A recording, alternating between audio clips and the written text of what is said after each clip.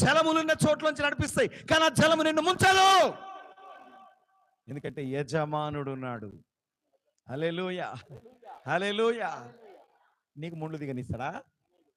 అది ముండ్ల మార్గమే, కానీ ముళ్ళు దిగనివ్వడు. అది రాళ్ళ మార్గమే, కానీ రాళ్ళు దాకనివ్వడు. అది నిప్పులు అగ్నితో ఉన్న మార్గమే, కానీ కాలనివ్వడు. అది జలములతో చూస్తే ఇట్లా జల ప్రవాహాలు, నయాగరా జల ప్రవాహం వచ్చినట్టుగా విపరీతమైన ప్రవాహాలు వచ్చినట్టే కనపడతాయి మన జీవితంలో. అంటాడు ప్రభు, అంటాడు నాడు ఇందులో నాడు, అయ్యా ఇంత పెద్ద ప్రవాహంలో మనం అడుగు పెడితే నువ్వు నేను ఇద్దరం కలిసి కొట్టుకపోతామయ్యా. ఏమంటాం మనం? ఈవెన్ నువ్వు కూడా కొట్టుకపోతావు. అట్లాంటి సమస్య ఇది. ఎర్ర సముద్రమే రెండు పాయలైపోయింది.